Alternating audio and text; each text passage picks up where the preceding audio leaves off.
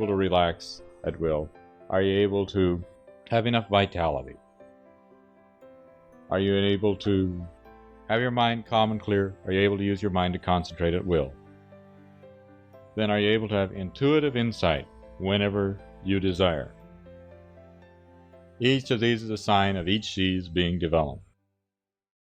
Then do you automatically have joy from time to time when you meditate, and then steadily flowing? That's a sign. Usually if you have joy steadily flowing, it means that your buddhi's in tune. If you have Ananda, it means the lower sheaths are all also working.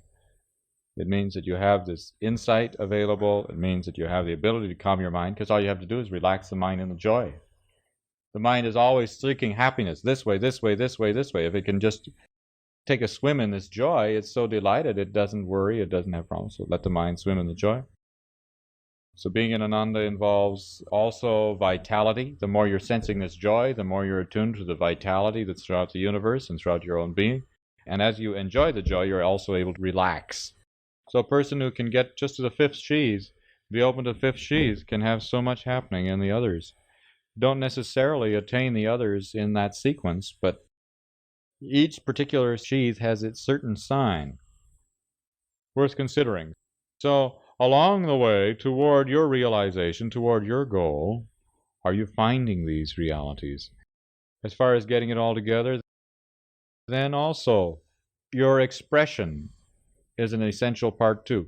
Your dharma, your nature expressing constructively on this planet, in tune with others, in tune with life.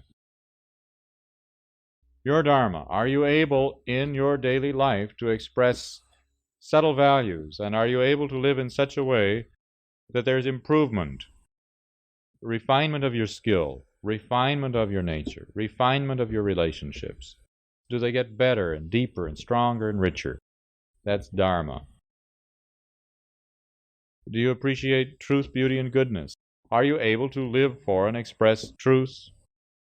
Are you able to enjoy beauty for its own sake? Are you able to enjoy being good and doing good?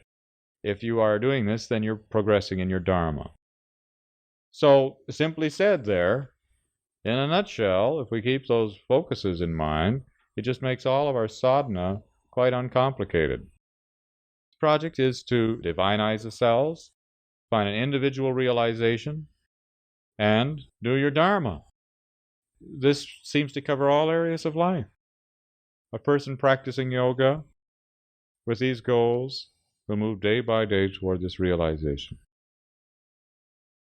Now, moving toward this goal, how to get to this goal? One is sahaj. Sahaj means simply attuned action. By keeping half the mind inside and letting the other half focalize in the external world, one begins to find a balance point between spiritual values and material values, until the day that all material values are realized as spiritual. So attuned action is being attuned to yourself while being attuned to the world and having this balance. And as a result of finding this balance, there are times that you'll want to put 90% in the world, 10% inside you, or 90% inside and 10% outside. Once you get this balance, who knows what you're up to? You'll find that this inner movement enables you to determine how much of this ratio is going on. If you were 50% inside and 50% outside, I'd love it. It'd be just perfect.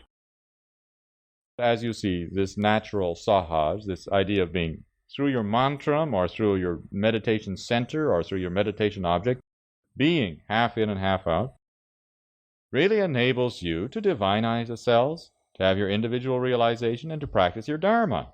So sahaj is a very wonderful practice enabling a person to accomplish this goal. Another aspect of sahaj, another aspect of these goals, is that they can be accomplished through service. Service, as the yogi practices it, is ideally an expression of love. It's an expression of your love, and since it's your love, it has to be an expression of your nature. Service is simply doing your thing while attuned with your soul wholeheartedly, because the amazing thing is, the closer you get to the soul, the more you want to work and serve others. You get to the core of your being, it's just crazy about other people. It's more interested in them than it is in you. In fact, it's so interested in them that it's going to transform you. By being interested in others, one gets out of so many problems.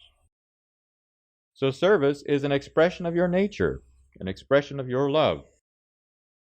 I've certainly worried about this a lot in my life because I was trying to figure out what on earth I was going to do with my life. And a number of you are at the same crossroads, what are you going to do with it?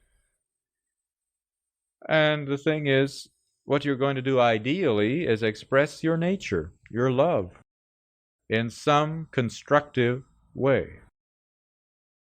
And if you really tune in, you'll find you're very blessed because you'll be able to make a good living at doing this expressive service. You'll find that God will see to it that you can make a living doing your service, because He doesn't need to have paupers. God owns the whole universe. He can certainly look after you.